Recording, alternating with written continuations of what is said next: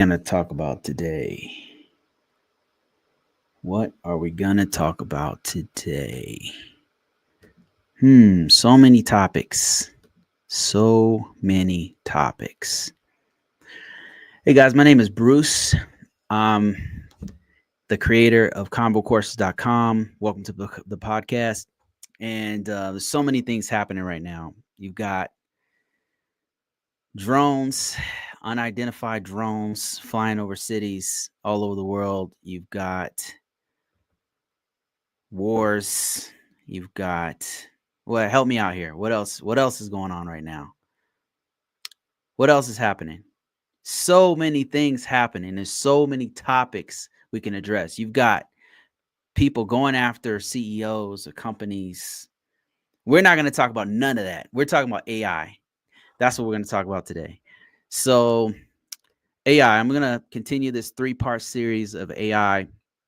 And today I'm going to do something different. I'm going to show you guys my screen. I'm going to walk you through exactly what I do with AI. I'm going to show you what I do at my job to use AI. I'm going to show you what I do in my business for AI. I'm going to show you all the tools. If you look in the description below, it has a list of all the tools and resources that I use on a regular basis.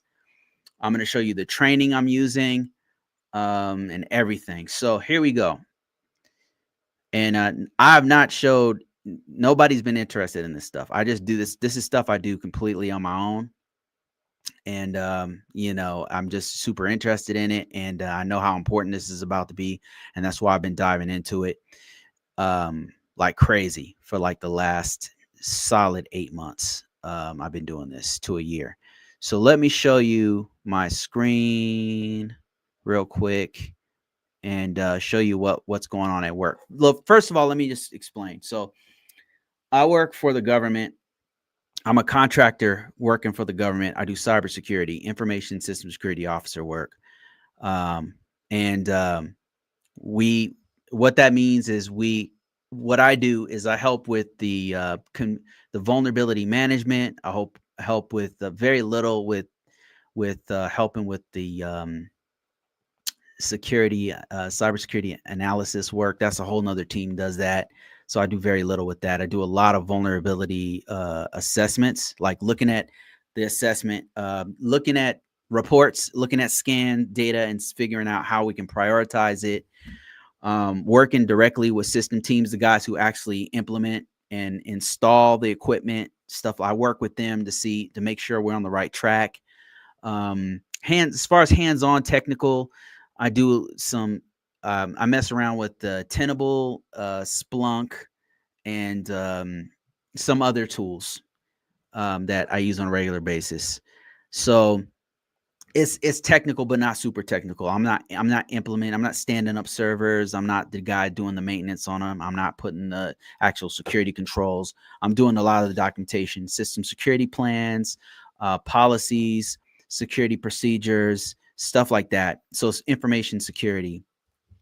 So where are we using this? So just last week, and the weeks leading up, like maybe the last probably 4 weeks, we've been having regular meetings about AI. AI has just been coming up. They'll have sessions where the government will present something, some new tool or some kind of training on generative AI. And I'm way ahead on this stuff. I've been using it in my daily life for like a year, right? So this is super new to people, some of the people who are on the team, on different teams and stuff. So that's what's happening right now.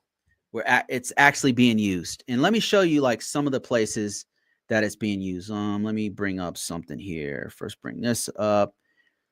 And I'll show you what one of the tools that's used. And it's not going to be any surprise to you. So let me show you the screen here. Boom, there we go. So one of the tools is just Copilot. That's this little guy right here. And Copilot comes with the installs of Edge. So one of the things I'll do is if let's say I'm doing a system security plan, I need to do implementation statements. So implementation statement is a statement. It's a it's a summarized breakdown of what's going on with a specific security control. Like, let's say we need a summary of how we do identification and authentication, which is IA control, right? So the NIST 800 describes how we're supposed to do it, and then we're supposed to explain how we implement it on system B, like a specific system. How do we do this? And so what I might do is I might go here and say, I'm not going to put the actual system name. I'm not going to put any, publicly, so any kind of PII information, any kind of privacy information. I'm not going to put any IP addresses, any fully qualified domain names. None of that stuff's going in here. So what I'll do is I'll just ask a little prompt. I'll just say, need a better implementation statement for my system security plan. And then what I'll do, the best way for writing I've found is to explain. The best way for writing is to explain, like to give an example of how you wrote it. Like, let's say I wrote one for IA1, which is identification and authentication policy. I'll say something like System B. I'll just make up a fake name. System B has a robust security policy that addresses identification and authentication. Right. And I'll just, blah, blah, blah, blah, blah, whatever. And then I'll give it like a blurb of the text that I've written, and I'll scrub out all the sensitive information. And then it'll come back with this. Now, look at this. Look at this. Now, one of the things to note, like, this is a lot of information, but one of the things to note is that it doesn't always give you accurate information. So you definitely have to check it. You don't want to just take everything it says and just copy paste it in. You definitely want to massage it, because it's not always accurate, and sometimes it's just really off. But this is a good start. So I only gave it like a half a sentence, and this is what it gives me back. And I wouldn't use all of this myself. And of course, you'd have to change out all the information to make it more accurate. But I'll read a little bit of this. AI-1 identification authentication policy and procedure. System B has established a comprehensive security policy that addresses the identification and authentication for users, devices, and processes. This policy ensures that only authorized individuals and entities can access the system, thereby safeguarding. So this is generic as hell, but this is the kind of stuff that I might lead with, and then go into actual details of how we're doing it. I might say in there that we're using, and it kind of does, we're using multi-factor authentication. Devices connecting to system B are required to have authentication. You'd want to specify all the things you do, but this would be a good start of what you can do for that. Another thing that I might use it for is something like a system security process, system security plan. Like, let me see. That's the security plan. What I'm trying to say here is I would use it for let me go here. Why isn't it not? Oh, come on, browser. Okay, we'll just do this. Clear this out. I'm not sure why it's not clearing this out for me. But okay, here we go. We'll start over here. So I might also use it for a SOP, a standard operating procedure. So if I had a standard operating system procedure I needed to write, and I needed to do, I don't know, the system description of system B, I would give it some generic information about it, and then let it give me more information. The system description is probably not a good idea, because you'd have to tell too much about the system. A better one might be introduction to access controls, or if you had to explain that in the system in the standard operating procedure. One thing you might do is go here. Let's say you had a Microsoft Azure system, Azure login procedure. So what you might do to help you with your job, one of the things that I do is I'll go into, if I can't get it from the system team who does this on a regular basis, they don't want to give me some basic information. So I'll go to the vendor and I'll figure out, okay, how do you log into this Azure system? And I'll get a step-by-step from the actual site, from the actual vendor site. So let me go to Microsoft and get this. Okay, let's say it was sign into an Azure, right? And I could get this basic breakdown and copy it like this. So it's not normally me that writes. I'm not supposed to be writing every part of this system. I'm not the one who's actually implementing this system. So I really, really need help from the system team. They're supposed to provide me with enough information to help out here. So what I might do is go to Azure, or I might go to Copilot. I'm not sure why it's not letting me go use Copilot. Okay, here we go. And then I'll say, let's go to Copilot here. There we go. Okay, it just reset it for me. Look at that. It already copied it in there for me. That's wild. So look, it's already given me, and I could put it like this. Need a system security plan. So no, system security plan. Man, what's wrong with me today? Standard operating procedure. Format. Right?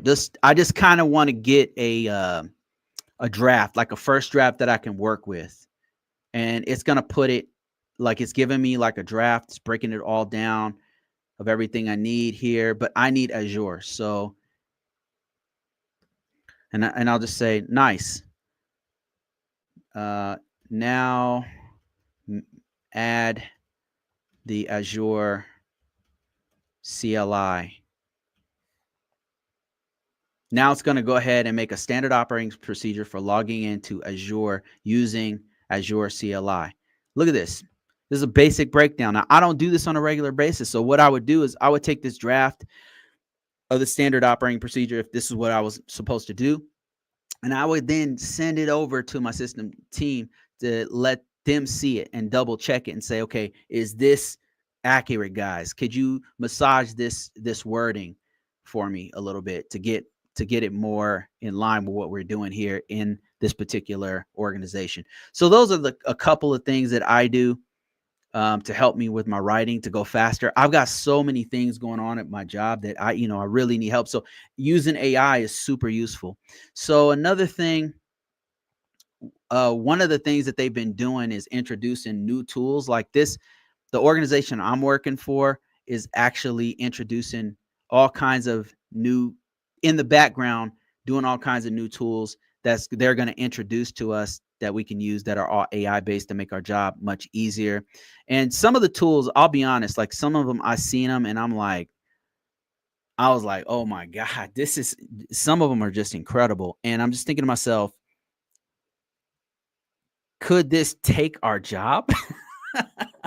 Serious. I'm like, this is incredible. I can't believe how amazing this thing is that I'm seeing that they're about to implement into but then they had a presentation and they introduced it. And once they explain how it works, what it's going to do is allow me to do my job more effectively. A lot of times what happens at my job is I'm wearing too many hats and I'm doing too many things on a gigantic system by myself, right? And it's too much work. So if I can use AI, if I can leverage AI, it's a huge, huge help in that normally I'm able to only do the bare minimum of what our client wants. But with AI, I'll be able to exceed their expectations because this tool is helping me out. I'm doing the work of 4 people using this tool.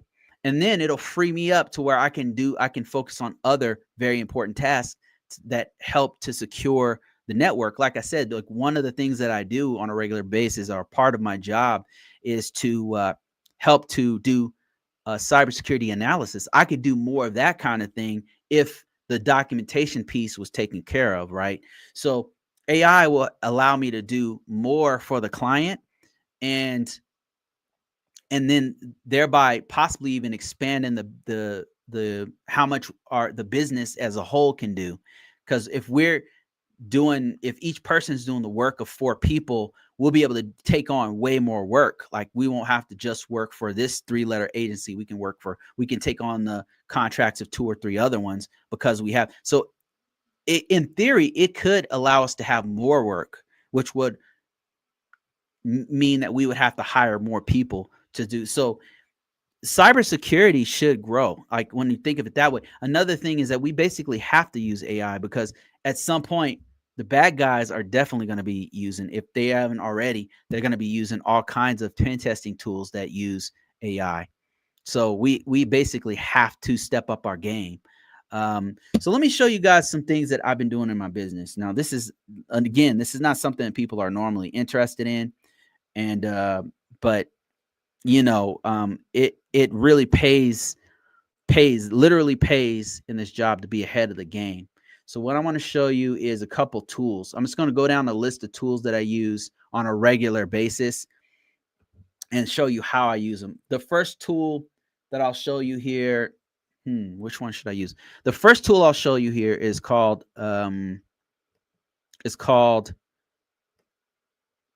Descript. So Descript, and you can see I use it quite a bit. Let me show you guys the screen here, and I'll give you a demonstration of it. And yeah, so here's all the videos. These tons and tons of videos. I've got course videos. I've got videos that go on YouTube, videos I'm creating for all kinds of stuff. And all of these videos I'll put them into Descript, and it'll help me to edit these much faster. I used to use Adobe Premiere for a while, and it just took a long time to do it, and I had to do it by myself, or I had to hire a professional. But now with this tool, it makes it so easy to do that I can actually hire my kids to do it. I can hire my immediate family to help me to do this. And let me give you an actual demonstration. This is like actual video that I've either posted. I think I've already posted this one, but this is me and Professor Black Ops. And I upload the video in here. It transcribes it immediately. It immediately transcribes it, and then it allows you to edit it directly in the transcription. Right. So there's one video. Let me show you another one where I actually added some stuff in there. Let me see. Which one did I do recently? Yeah, here's one. So if you happen to do videos, if you are a content creator, man, the tools like this are very, very helpful. So here's me and Professor Black Ops. So we did a 2-hour podcast live, and I just don't have time to go ahead and do them into like pre-record it and then come and then edit it and then go back. So what I'll do is I'll just do a live just like I'm doing now, and then I'll cut that live up into parts. And that's something that I got from Gary Vee, actually. He said you should document your process. Whatever you're doing, just document throughout the course of the day, and then take that document of what you did throughout the day and then cut it up. And so I've kind of been taking that, because I have a full-time job. I have a family to take care of. I got stuff like that going on. So I just don't have time to do a whole bunch of fresh videos like I used to. And I hope to fix that. But look at this. I'm able to quickly add images on top of the video as we're talking to explain what's going on. And you can do that right inside of Descript. And the way you do it is that you would add, I'll just give you a demonstration here. You add a // and that's a marker to where you're going to add it. You add it directly in the transcription, and then go to project here. And then if you wanted to add an image, let me choose an image here. I'll choose this image here. So you would upload the image. I've already got this one uploaded. Add this as a layer, and it, boom, it'll put it right there inside of the video. And if I play the video, see that? It pops right up in the transcription. Another thing that's really cool about having the transcription is I can take this and I can put it directly into YouTube and use that as a transcription. I could translate this into Spanish if I wanted to. I could there's a lot of things you can do with the transcription. You can put it into another, I could make other content out of the transcripts. So that's why the transcript is very, very powerful. And that's the main thing that this tool does. So that's one tool that makes it a lot faster for me. And what's, like I said, what's really cool is that it's so easy to use that I can pay my kids to help me to edit with this, and they don't have to know. My kids know how to use Premiere, but Premiere is it's very cumbersome. You know, it's expensive. It's hard to master. So you know, it's way better to use a tool that does a lot of this work for you. So rather than hiring a professional editor who's going to cost me, you know, $200 or whatever, the $400 or whatever, $700, you know, I've spent that much money to do, you know, 5 or 6 whatever videos, however many it is, videos with all the other transcription and everything. This tool makes so I can pay my immediate family, because it's so easy to use. I can just, so here's how you do it, and that's another tool. So let me show you a couple other tools that I use. If you happen to be a content creator or a course creator or whatever you do, there's a bunch of tools that I use that have AI inside of them, or automation or whatever, that make it much, much easier. There's a lot of other things that this tool does. Before I leave the script, let me show you a little bit other things that it does. It can record your voice, mimic your voice, and then you could just type the stuff in, and it'll say in your voice, using AI, you type it, and then it'll say in your voice, copy your voice, it'll clone your voice, and then say in your voice whatever you want it to say. So that means that you could fully automate videos. You could fully automate videos with this tool right here. And that's what the power of AI. Let me show you another couple tools that I use. Here's one of my favorite ones to use for books. I'll write a book, and then I'll put it into ChatGPT and say, what is the problem with this? Let me give you a demonstration. So let's say I wanted to write a book about World War II. And I could say, I wrote a outline for, it's awesome with transcript, with a outlines, World War II, and I want you to give me an honest opinion.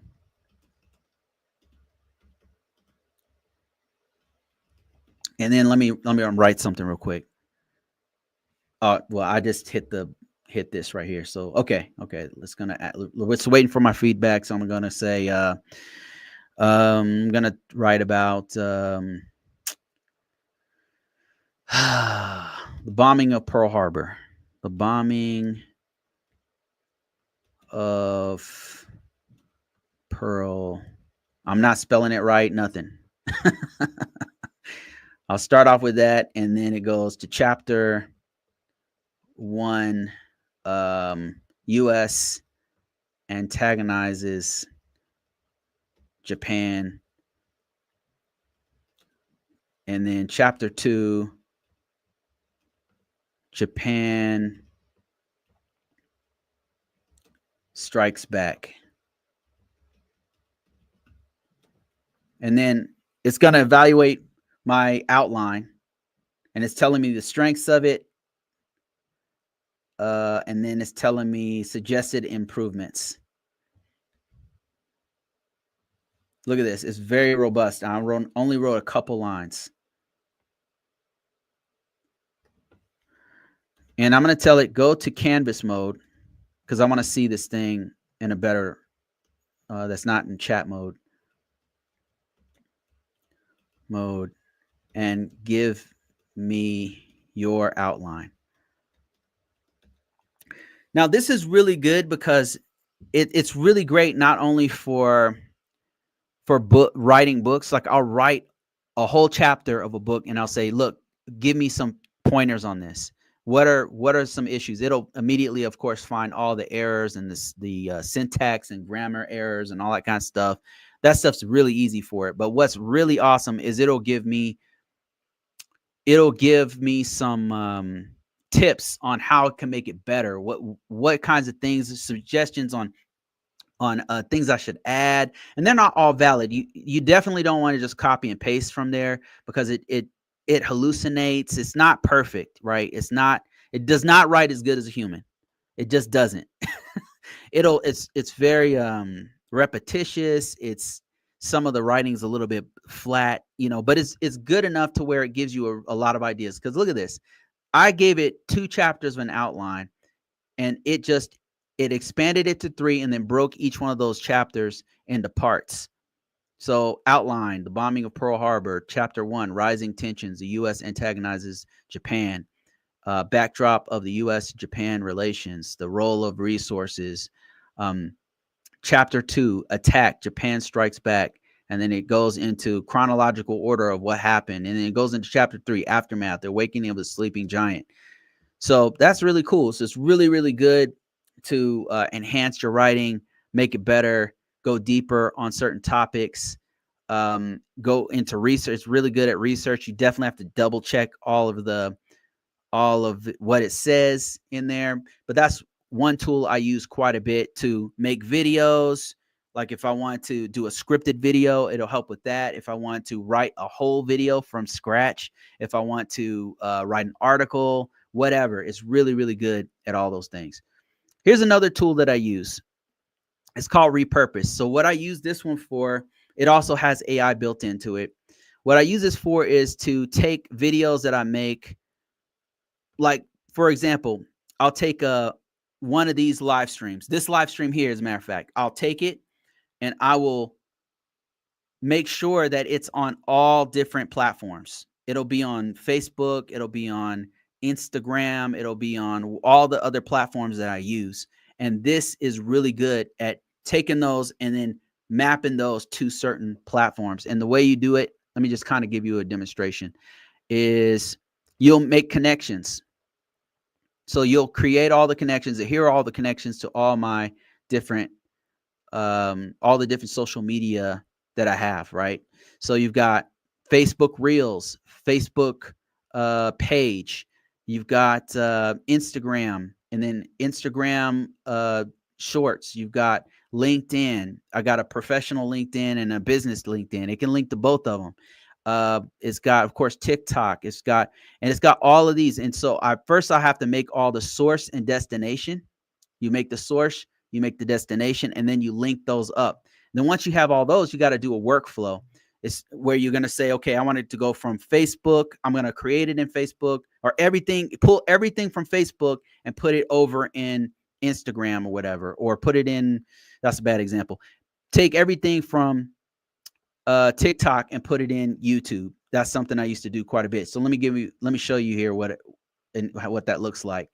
So this is going from TikTok to Facebook, and it took some of my shorts that are only in TikTok and started pushing them over to YouTube Shorts. And one of the cool things it does is it strips out that little icon for TikTok. It strips that out and then it sends it on its way. And this is how I'm able to do so much content all over the internet. This is why you see me on, like, you'll go to Facebook and I'm there. You see me on YouTube, I'm there. You see me on, because I'm using tools like this. And it also has a clips feature where you can put it in and it'll clip it for you. So let me show you another couple tools that are really, really cool. This is one of my favorite tools right here. This one, they used to be called Video AI, but now it's called Quso, Quso.ai. They recently, I think they changed the name like yesterday. But here's some videos, some examples of some videos that I did, where I did one with Will Reed. I did one with Professor Black Ops. I did one with Chris at Tech Woke. And I got some other ones.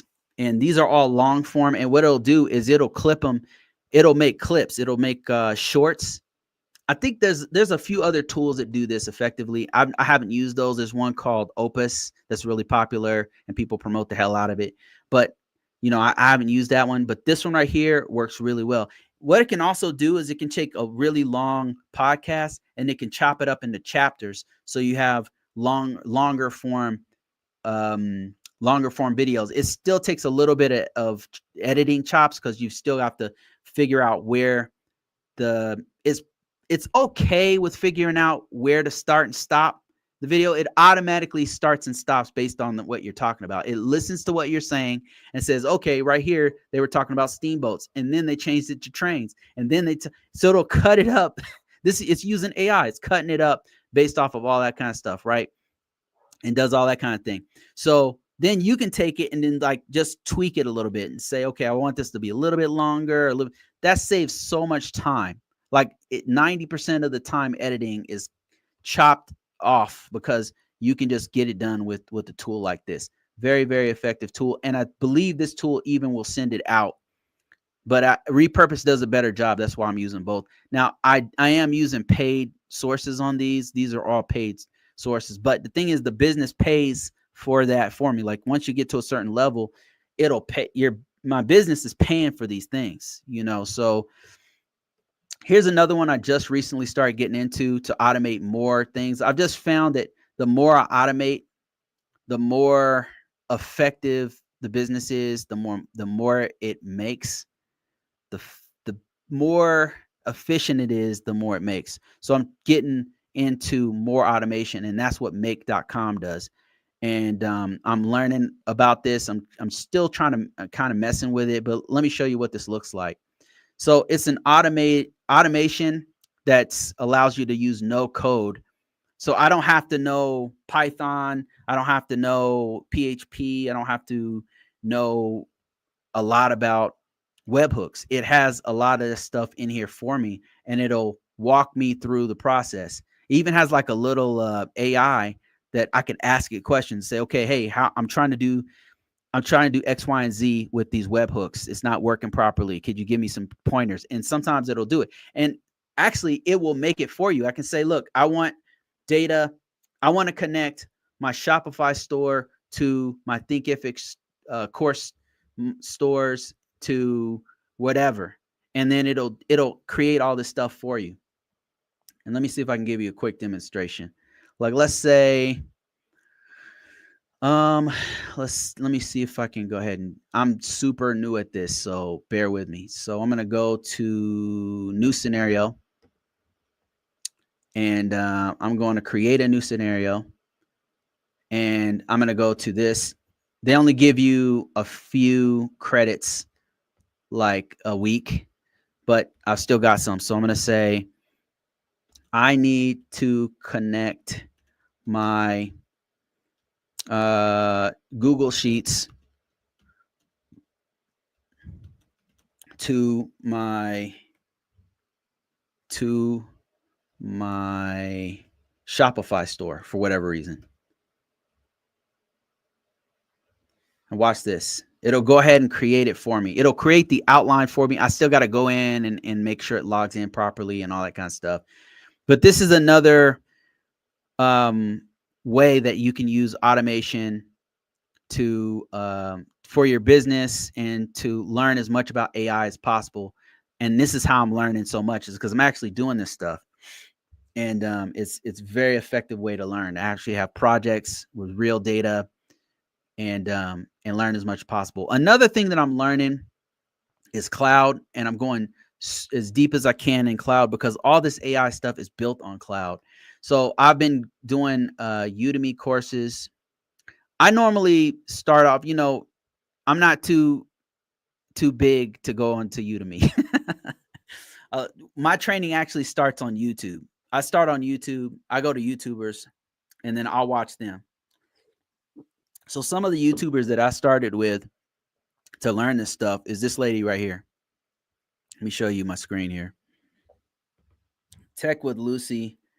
And I just happened to find her on YouTube. I was messing around on trying to figure out what cloud certification to get because I wanted to get deeper into it. So I'll just watch her videos.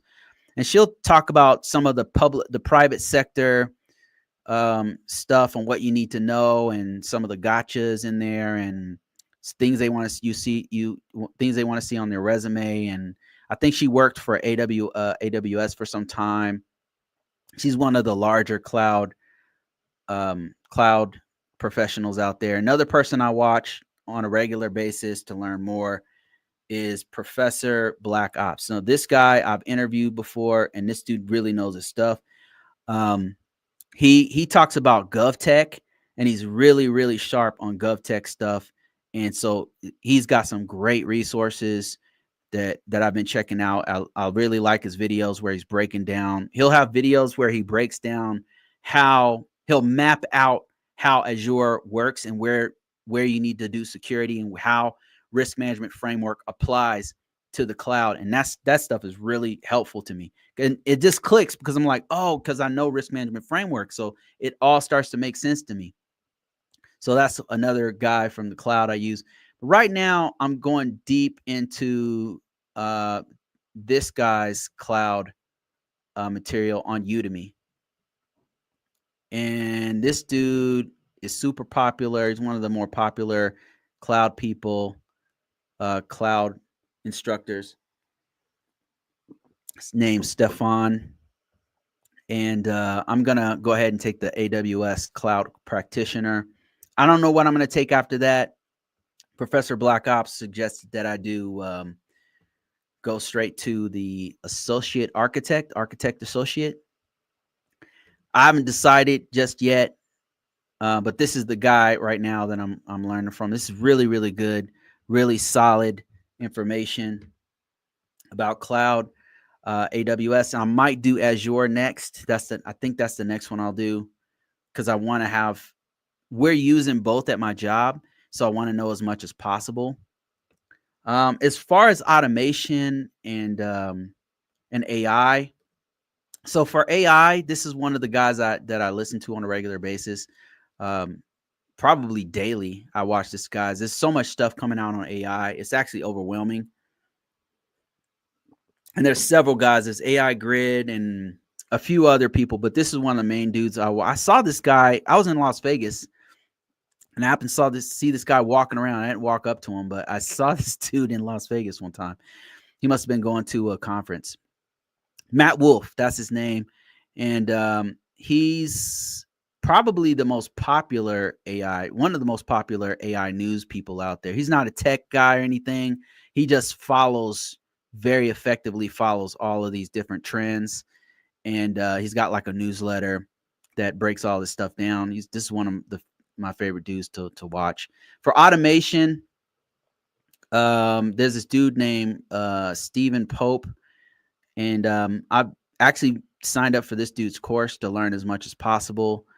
This dude's making all kinds of money doing automation with his business.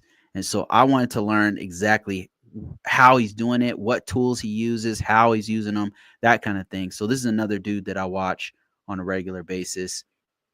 So those are some of the tools and stuff that I've been using to learn as much as possible about automation, about AI, about the cloud.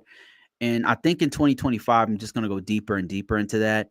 It seems like that's the smartest path for me to do in my career, because that's the direction I want to go in. It's helping several things, not only sharpening up my resume by knowing as much as possible about AI agents and automation, but also helping my actual business, because I'm able to leverage the work I'm doing using all of these different tools, and it's helping out. It's been helping out quite a bit. And so I know that this is the direction I need to go, and I need to learn as much as possible. Let me show you one last tool. If I have it up, let me see. I'm going to give you a demonstration of this tool right here, if I can. So this is something that Google just released, and it is Gemini 2.0. And let me I hope this doesn't crash last time it kind of crashed my screen. But let me go ahead and do this. Full demonstration. All right, let's do this. All right, I'm sharing the screen with, it can see my screen. The AI can see my screen. Can you hear me? Can you see my screen? Okay, can you see my screen? I think maybe because my mic is being used.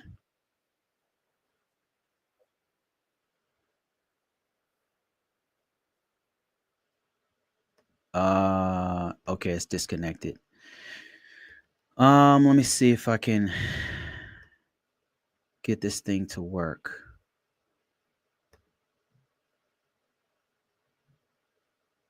I see your screen. Yeah. So unfortunately, I think I got too much stuff connected here. But what this does is if you go to, I've got the link in description, but if you go to aistudio.google.com/live and you go to multimodal, let me see if I can go again, go to the front page. You go to share your screen, and or you can do show Gemini use your webcam. It can see you, it can see your physical environment, or you can just talk to it. It's multimodal, which means it can see images, it can see video, everything. And what I was trying to do is have it look at my screen and watch me. Why that's super effective is that so what I did was, check this out. So I couldn't figure out a certain thing on make.com because it just got a little bit, it got a little bit technical, and I was getting into APIs and stuff. So I didn't know what to do. And so I literally had it watch my screen and walk me through it. And it started telling me what the errors were. And then I was able to figure out, okay, I don't need an API. I need a webhook because it told me. And it's amazing. You can also do this with there's a couple of other tools that do this. Claude AI is another one that does it. And I think ChatGPT does it too, but I haven't really messed with ChatGPT to do that yet. But Google definitely does. Google AI Studio. I've got the link in the description. I would encourage you to use these tools as much as you can in your real world, because in your real life, like whether it's, if you can at work, like some of us can't use some of these tools at work, obviously, but in your regular life, learn this stuff, as much of this stuff as possible. The automation, the AI agents, everything. Learn as much as you can, because the more I use it, the more I realize that it's indispensable. Like, I can see why the Giants are playing with these. They're fighting each other right now. I don't know if you noticed it, but excuse me, Google will release something. Amazon will release something. They just released a frontier model called Nova. Let me show you. It's a huge battle where they're putting billions of dollars into this. And what's happening is all of these AI features are going to get launched inside of tools that we use as AI professional, as cybersecurity professionals. It's going to be used in AI, is in whether you're doing information assurance, cybersecurity, GRC, if you're a network engineer, all of these people, all of these different organizations are going to start implementing chat features inside of their tools. So let me show you Nova from Amazon. So Nova just got released from Amazon, and this is something that's supposed to compete with Claude, and here it is right here. It's going to compete with Claude and Google and all of that. And I think you have to pay for this one. I don't think this one's free. But this one I have not messed with. The more I mess with it, the more I realize, like, it's so effective It makes my work so much more effective. And just being, give you a specific example, like in the environment at my job, I work in the largest environment in my job, right? My company will not hire another guy. I've been telling them since I've been there, hey, you guys need to hire another guy. This is crazy. It's too much work to do by myself. So they hire another dude, and then they immediately put that dude on another project. So I get that guy like half the time now, and I'm doing all this work by myself. But using AI makes things like writing a plan of action, a milestone, of course, not putting any sensitive information in there, right? With the permission of the bosses and all, they're encouraging us to use this stuff. That's what's really cool about the agency I'm working for, is they're saying, hey, we're leaning forward in this. We want you to use it because we want, this to be as efficient as possible. They're trying to be the tip of the spear among all other organizations, which I think is really smart. But anyway, so if I'm able to leverage this technology, I can actually do this work with AI. With AI, I can actually, especially with some of the tools that they're introducing. They said that in the beginning of next year, we're supposed to start getting these tools, and that will be huge for the work I'm doing at my job. In my business, or if you're thinking about starting a business, or if you want to write a book or whatever, right? If you want to be an author, and I would encourage anybody who's watching me to have more than one source of income, because you can't rely on the government, and this is not conspiracy. This is not me picking sides or anything like that. I'm talking to you as a person. Like, we cannot, I wish we could. I wish that we had something where we could rely on the government. I mean, but at any given time, even if you're a veteran, they could take that away at any given moment. They could shorten it. They could change how they're giving money out. They could change the law. A new president could get in and take it.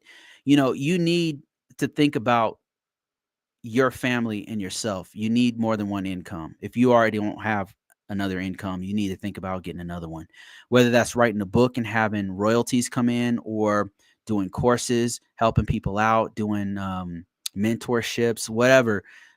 Hell, even doing gigs, like, or maybe have an Airbnb if you have a separate house, or maybe buy another house to do Airbnb, or do property management on it, or rent it out, or do something, like have another source of income, because you cannot rely on the government. You cannot rely on any one organization. I think I just got jaded, like having worked in the corporate world for so long. They're really about money. They don't, I hate to say this, and I hate to sound negative, I'm always trying to stay positive and stuff, but companies they care about money. They don't care about you. They don't care about your family. The bottom line is money. And you've got to also take care of you and your own. And that's just the nature of the beast here in the US, being in the corporate world of the US. And that's just how it is. You've got to take care of number one. That's why I would highly encourage you to use automation, to get into AI as much as possible, to implement it, if you write a book, you should write a book and take a profit for it, right? To put your hard work and your heart and soul, blood, sweat, and tears into that book, and then sell it on Amazon, sell it on Barnes and Nobles, sell it on Apple.com, like, sell that book and get royalties for the rest of your life. Pass the royalties on to your kids when you leave this earth. AI is a huge boon for us. Like, if we take advantage of what's going on, and use this. I mean, if you've been in IT for some time, you've seen these waves come and rise, and some fall, but you've seen some just rise and just get bigger and bigger and bigger. And this is one of those things. AI is one of those things. It's not going to go away. It's going to be in every part of what we do. And right now is the time to take advantage of it as much as possible. And you don't have to do courses. You don't have to write books. I'm just telling you what I do, but find some way to use it. Find some way to leverage it to benefit you and your family. And because in my mind, that's what this is all about. It's about using these things to your advantage so that you can, I'm able to, because I've been doing this stuff, I'm able to pay my kids. It's not a livable wage, you know, I'm hoping to get there one day, but I'm able to pay them to build them up, to help them to like try to start a business or do something for themselves that they can have more independence from the government or from a company and have their own stuff going. I mean, that's really my vision. I'm able to help my spouse to build something for herself, to have her own assets. Um, the reason why I do this is because I feel like life is super short. I just don't feel like it should be this hard. I don't think that's a zero sum game. There's enough wealth in this earth that we can all have an easier life than the one that I came from. Like it doesn't. I don't feel like it has to be that hard. And I guess that's my thesis in life. Like I feel like we should have more, and it doesn't have to be a zero sum game. It doesn't have to be a dog eat dog world. Like we could benefit, and then we could rise up together. You know what I mean? Like I know that everybody's not going to make it. I'm a realist. Not everybody has it in them to do any work. And some people just want to ride on coattails and stuff. I'm not talking to those people. I'm talking to you. I'm talking to somebody who wants to help themselves and their family. Somebody who wants to live in abundance and do something more. And I feel like AI is a way to do that. And things are changing really fast, like to the point where it's scary, but it's also exciting. And I've been here before, and it's been a wild ride. It's been a wild ride, man. Let me see. I got a few questions. I'll take a few people chiming in here. Somebody was looking at the transcription part that I showed earlier. Said, "Wow, you could use it to transcribe as a blog post." Exactly. So I could use what he's talking about is Descript. So Descript. Let me show you guys again what you could take. I could take this video that I did with Professor Black Ops, and I could have AI rewrite this for me as a blog post, and then I could post it on a blog. And then I could automate it to where it automatically does it for me. Do you get the picture? I could take everything we talked about on cloud and cybersecurity and make it into a book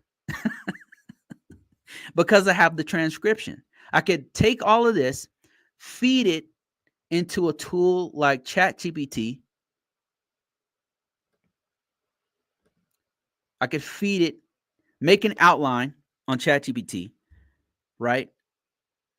Write a whole book chapter by chapter using Claude, ChatGPT, or choose your poison. I could use any one of those. Now, it wouldn't be a one for one. Like I said, what you don't want to do is copy paste all of it.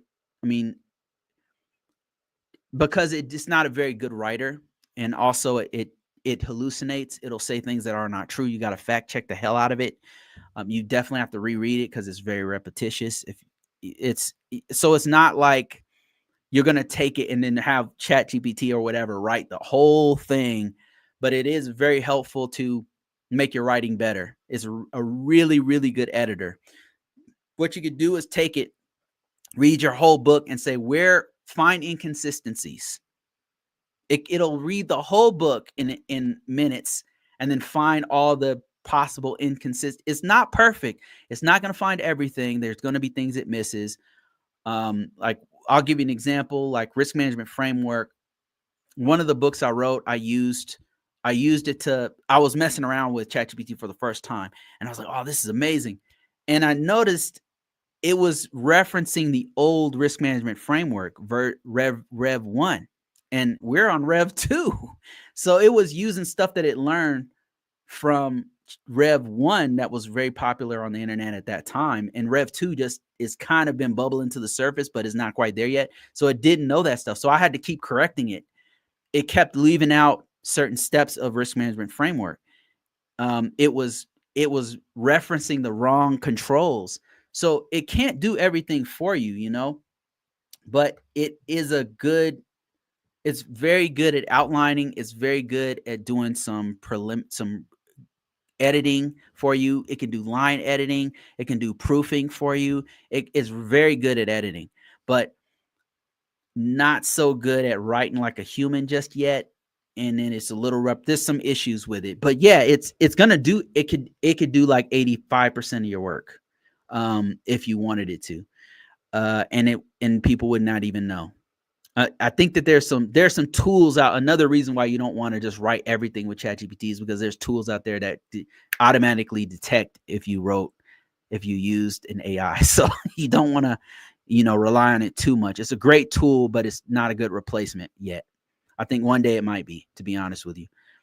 Let me see if I got any other things here on. I did things differently on TikTok, so I don't know if I'm gonna get a lot of questions on here, but let me just see if anybody asking questions on here. All right, I got a few. People talking to me on here. Somebody said, is there a way I can understand networking better? Um, there's a few different tools that you can use to understand networking better. One of them is called, let me see if I can get back connected to. I think it just disconnected me from TikTok again. Okay, there we go. So there's a few tools you can use for learning networking. One is called GNS3. This is one of the ones I used when I was learning it. GNS3 is a virtual network. Let me see. GNS3 is it's a software that simulates a network. Wow, they've upgraded. Wow. It's now in the cloud. That makes sense. Let me show you guys my screen here. Yeah, so GNS3, it's a simulator and network simulate like never before with GNS3 hosted service. All right, so you used to be able to just download this directly to your computer, and it was free, and now it looks like it's paid. But hey, I mean, got to pay to play these days. So that's one of the things you can do. Let me see if they still have the free. It doesn't look like they have the free one anymore. Let me see. There's a cloud version of it. Okay, here it is. It's still free. There we go. So this right here is a network simulator. This is one of the most fun tools I used. But there's other things you can do too. As far as resources to learning, YouTube for free. That's one place you can go to. Another one is Cisco. Cisco has some really good training resources on there that you can get on for free. The Cisco U training boot camps, events.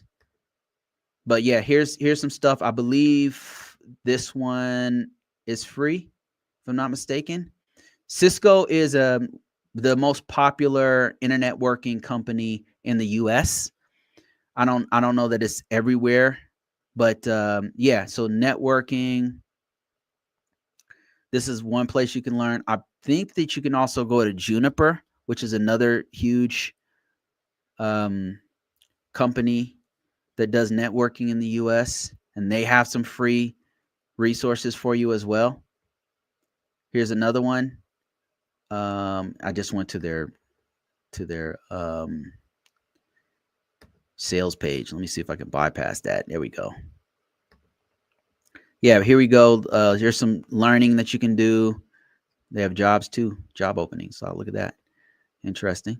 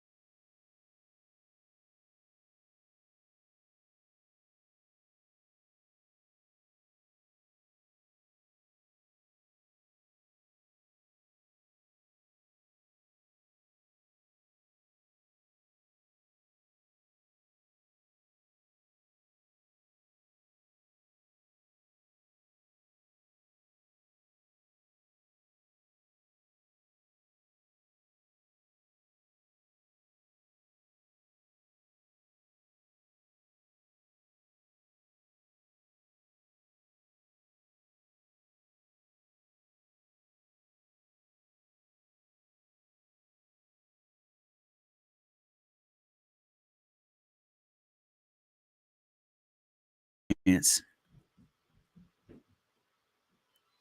I could tell you what I would do without, and I don't know if I'm still connected to YouTube. Am I not connected anymore? It's not working. Could you check it? It's working now. Okay, good. Thanks. Sorry about that one offline. I think that the browser went down. Okay, so the next question I had was somebody said, "What if you don't have a lot of what if you don't have experience? A lot of entry level positions want experience." I'll tell you what I would do with that if I didn't have experience. Number one, no experience means different things. Let me explain what I mean by that. If you're a student, you're in school, you're in college, right? Or even in some cases in high school, and you don't have experience, but you want to go into IT. First of all, some of the stuff I'm talking about, like you got to start from the beginning, right? Like you're not going to go directly into hardcore network engineering. You're not going to go directly into GRC work. You're not going to go directly into pen testing. You're not going to go directly into AI, artificial intelligence immediately. You're going to have to start at like a help desk, field tech, customer support tech type role.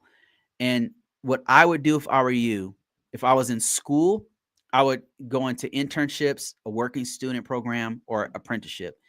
And you can do that in high school as a senior, maybe even as a junior, or you can do it in college. So that's one thing that you can do. Another thing that I would do if I was, let's say I wasn't in school, I was in another career field. I was a real estate agent or something like that. Number one, keep your job because you want to fund what I'm about to tell you. You need a job and income that's going to really help you out a lot. So where you can bypass or enhance the free things that I show you. So number one, start to get the knowledge, the basic IT knowledge. Nobody's going to hire you if you don't know basic IT. So what you want to do is hit the books. You can start for free. Go to YouTube and look for IT fundamentals. Just type in IT fundamentals and just watch anything. Start breaking down all the IT fundamentals. After a while, you'll watch those free videos and you'll start to grow out of it. It'll start to sound repetitious. You'll start to want to go deeper. You'll want to know more. And that's when you want to start doing like labs. That's like doing things in your house on your own network, putting computers on your network, putting more than one device, monitoring the network you already have at your job or at your place of work or at your house. Like I said, keep your job. If you happen to work at McDonald's, you're in the restaurant industry, you're in hotel, recreation, in whatever industry you're in, keep the job. The reason why I say that is because they have an IT department there. If you can do a lateral change, that's what I did in the military. I was a grunt. I was a weapon specialist. I cross-trained or made a lateral move into IT while I was in the military, while I was in the Air Force. That's what you can do too. If you're a real estate agent, they have computers there wherever you happen to be. Even if it's McDonald's, they have a point of sale system, which is a computer.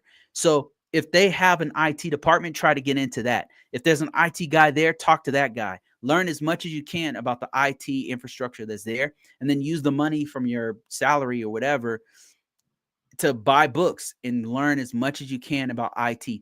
That's the first thing you need to do is learn IT. Nobody's going to hire you if you don't know basic IT fundamentals.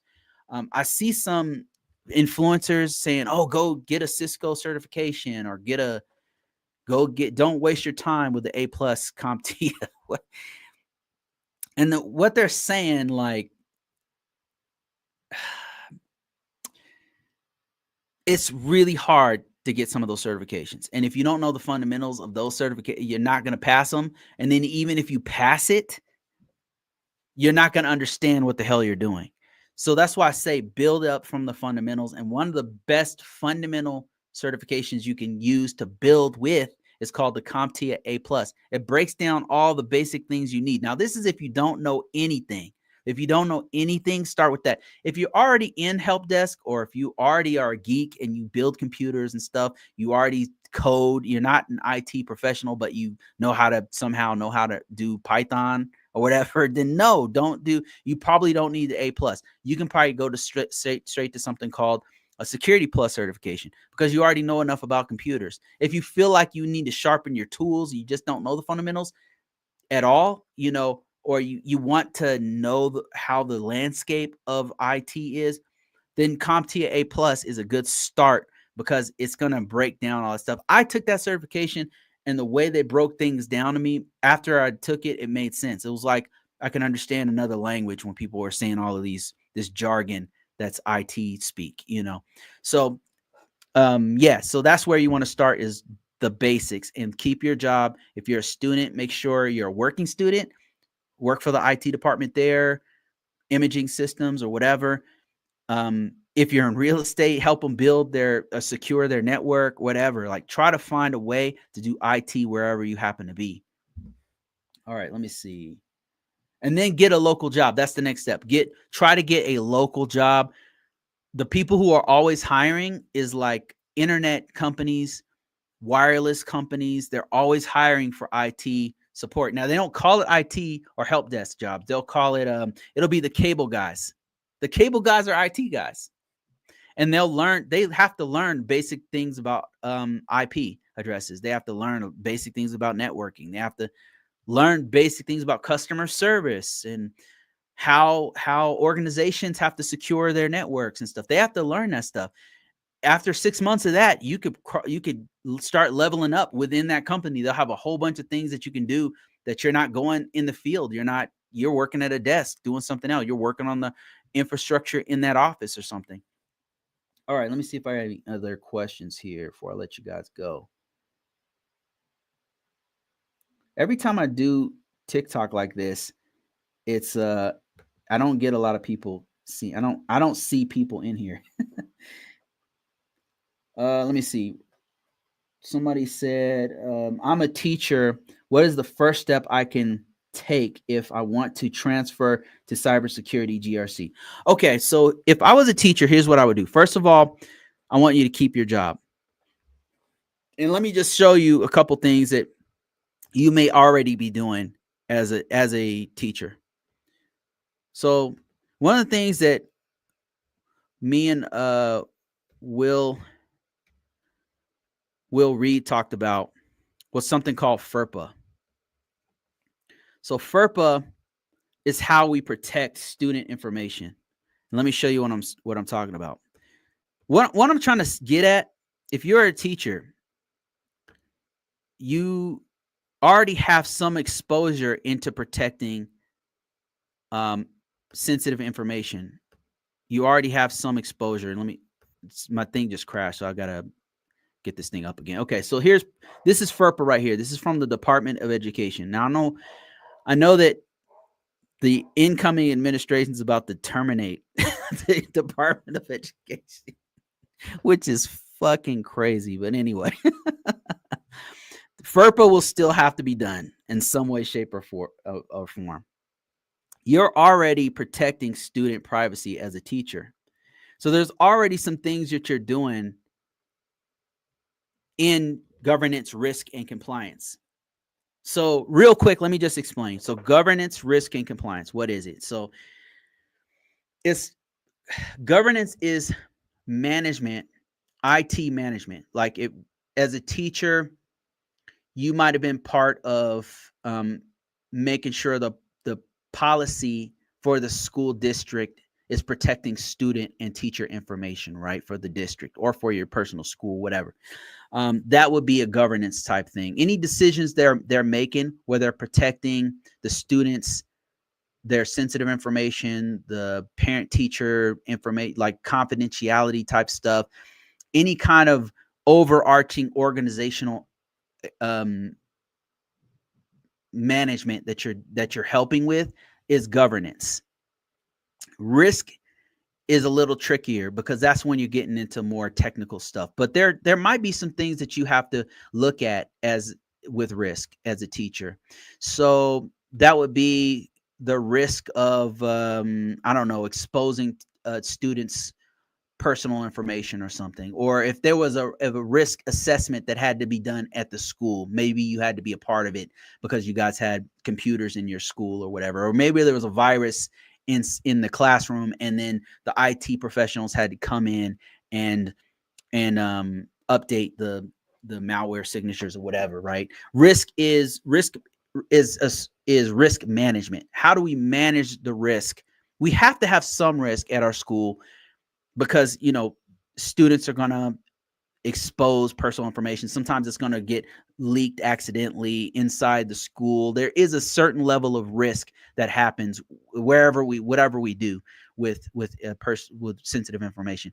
Compliance is complying with something like this, like the Department of Education's FERPA rules, where we have to make sure that everybody's information is secure. If you've ever had to do training on this, if your school has a local policy where they're explaining, here's how we're going to protect. I know you don't want to, these are the meetings you don't want to sit through, right? These are the meetings where they're saying, okay, here's how you avoid a phishing attack. So those are all things where you're complying with the school district's security policies. And those are things. My point is, you've been exposed to governance, risk, and compliance at the school. In that way, you have an advantage over somebody like me with 20 years of experience, but I've never worked in a school for IT before. You have an advantage over me because you know that industry very well. So what I would do if I were you, if I was a teacher and I wanted to get into governance, risk, and compliance, number one, I'd keep my job. Keep your job. And the reason why is because you're going to use it. What I would do is I would see if there was an IT job at the school district. You might not like the school district, you might not like the school, whatever. Right now, you're using that as a stepping stool, you're using that as a stepping stone to go to the next level. So what you're going to do is you're going to go to their career page, and you're going to look for their IT jobs and see if you can apply for one. Just see. You never know. I mean, when I was in the military, I thought my boss told me that it was not possible. He says it's impossible for me to go from being a cop to going to any other career field because they really needed cops at the time. And I just asked anyway. I just went and see if that was correct, and it wasn't correct. And I was able to make a lateral move over to this other field. So there might be something in the school district where they allow teachers to go to an IT position. You want to focus on IT first. And the reason why is because you need to learn the fundamentals. You're not, just because you know FERPA, just because you protect student information doesn't mean you're exempt from knowing IT stuff. You want to start learning IT. So if you don't know anything, if you're starting from scratch with IT, what you're going to do is start learning the basics of information technology.